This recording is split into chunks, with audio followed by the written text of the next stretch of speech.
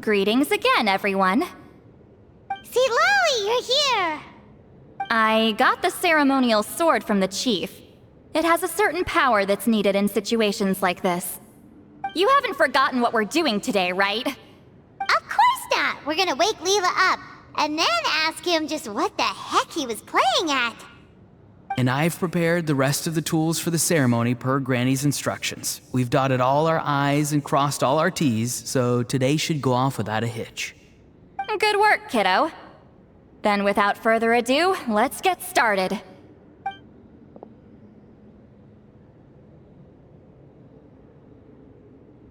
I give offerings from the mystic smoke, the gift of stars on a moonless night, a wreath of dreams in the swirling wind.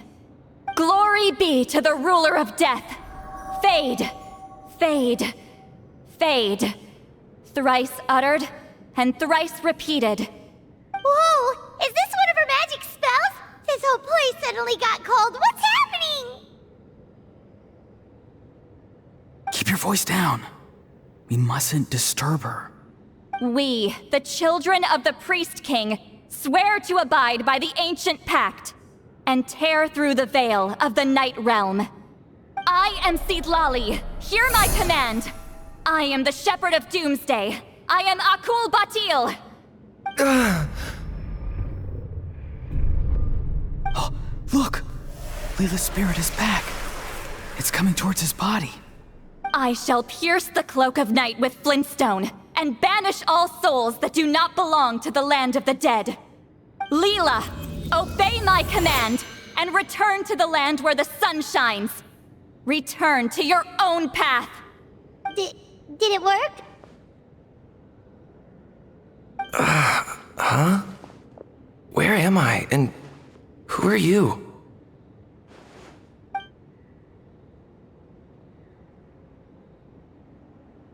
Whoa!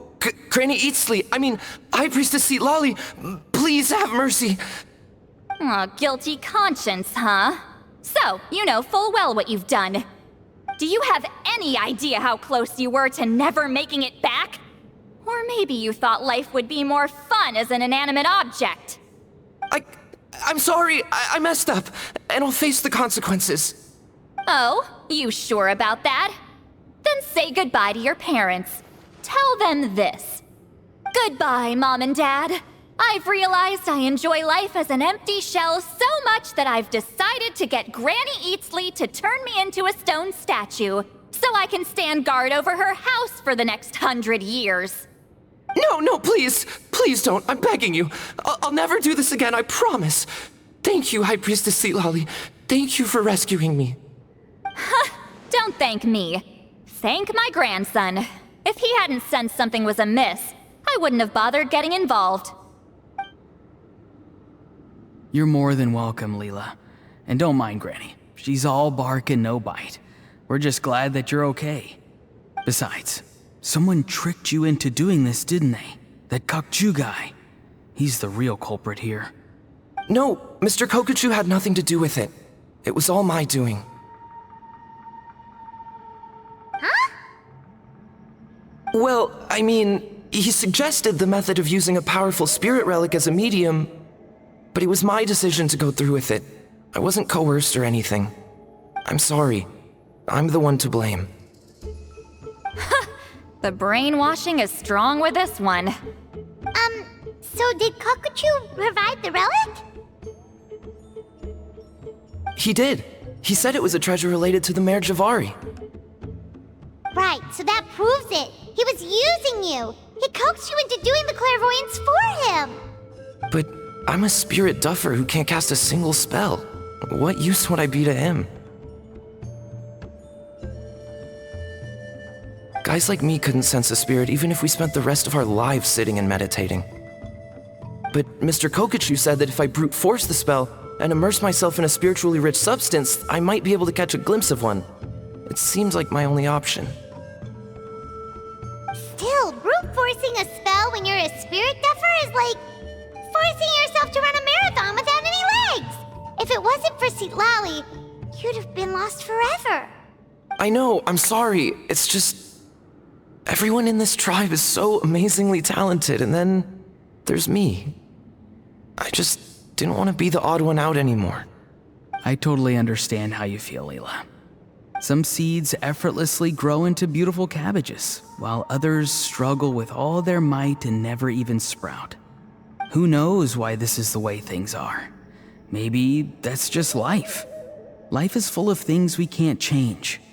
I know saying this doesn't change anything either, but I hope it makes you feel a little better. Let's pause this discussion for now. We need to get you to Matla's for a checkup.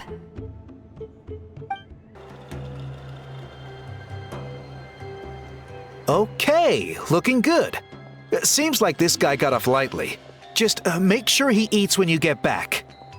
He must be starving. That's a relief. I've heard of cases where people's bodies started necrotizing after they spent too long meditating. What a horrifying thought! Anyway, Leyla, even though we didn't know each other before all this, I'm still really glad that you're okay now.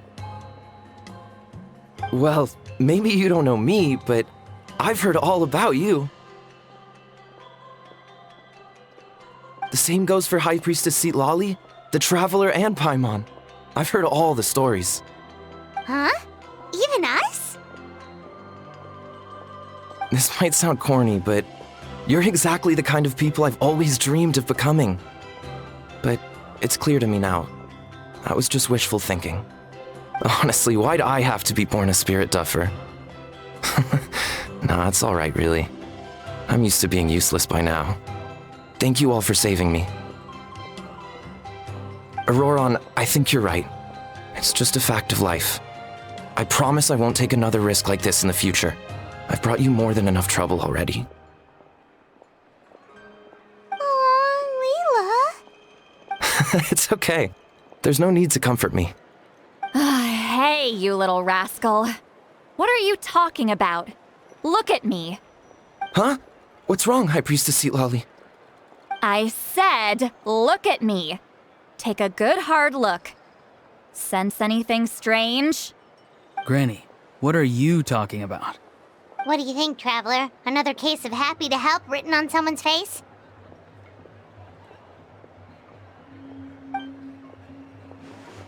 Hold on. I think... either my mind's playing tricks on me, or her entire body is an illusion. No, it must just be my imagination. I wouldn't be able to see through something like that. Wait, I know this trick.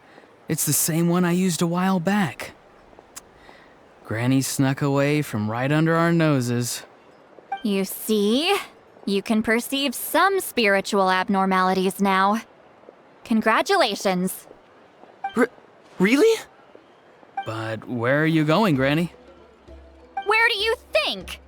I'm going fishing, you dummy. Someone triggered the trap I set in the cave. Looks like our friend Kokochu took the bait. What? Sorry, can't talk now. You'll find me in the cave.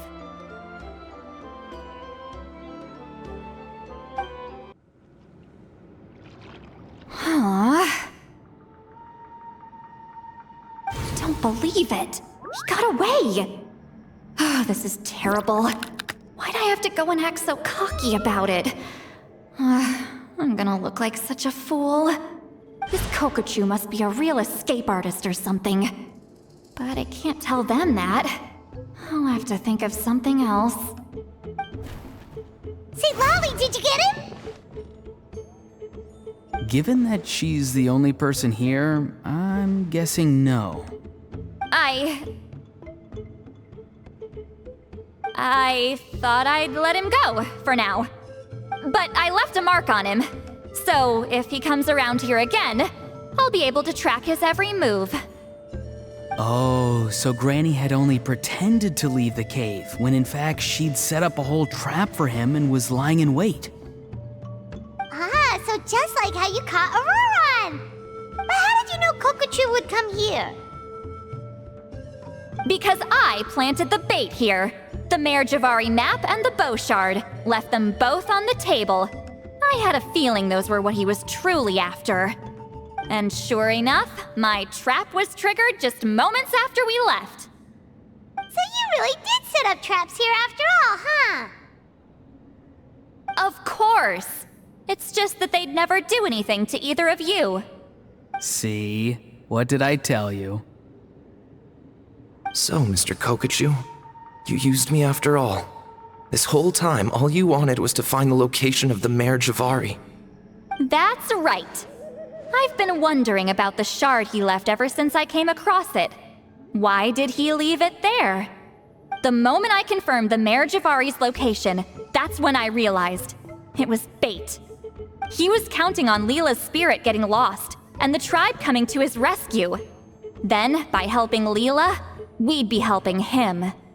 Oh, so he was fishing too! It was all a ploy to lure in an actual clairvoyant who could look into the shard for him. Yep. And somebody fell for it, hook, line, and sinker. I'm sorry. I took the bait. But so did Granny. The nerve! I only got involved because of you, you little scamp!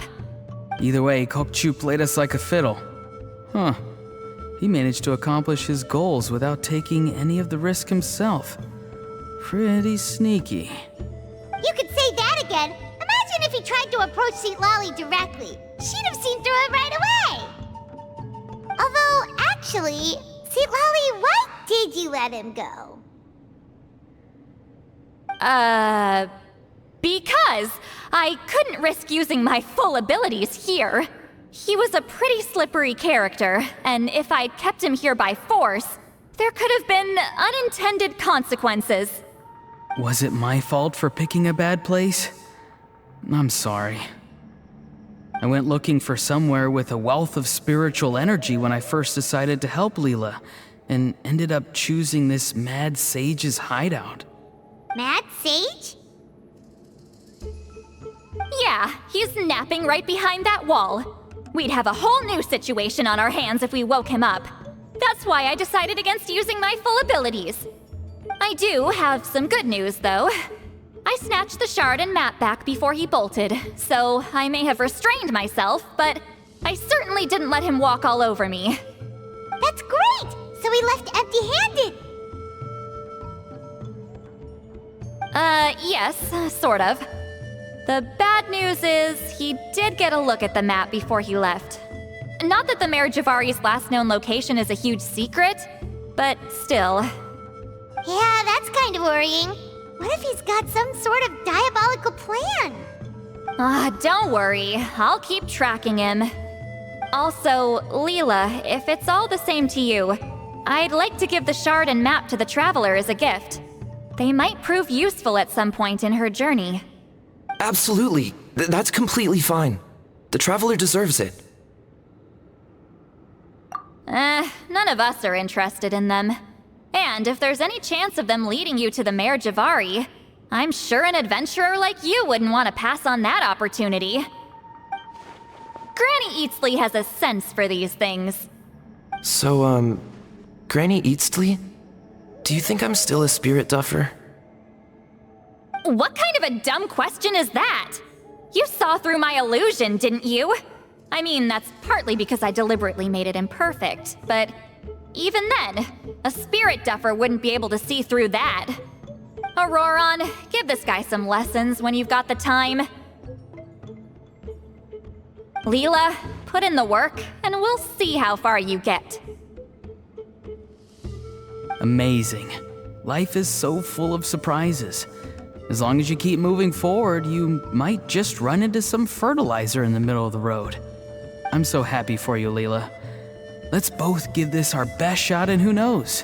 We might both be beautiful cabbages one day.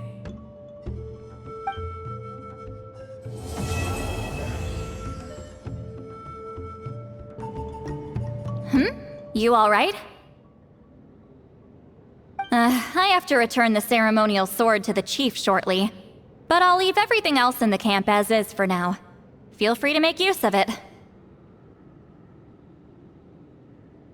Huh?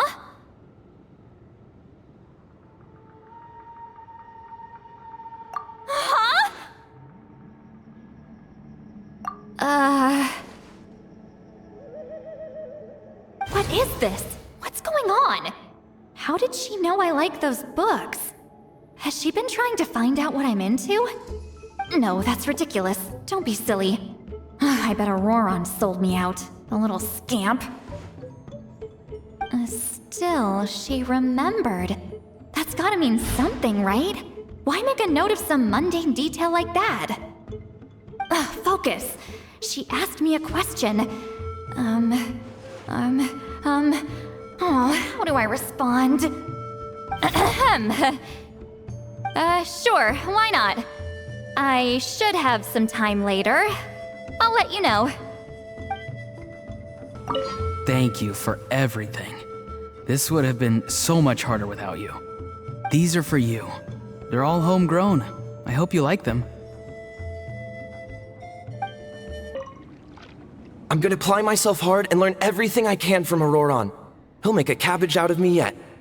Although, to be honest, I'd rather become a carrot. More nutritious, you know? Thank you for everything. This would have been so much harder without you.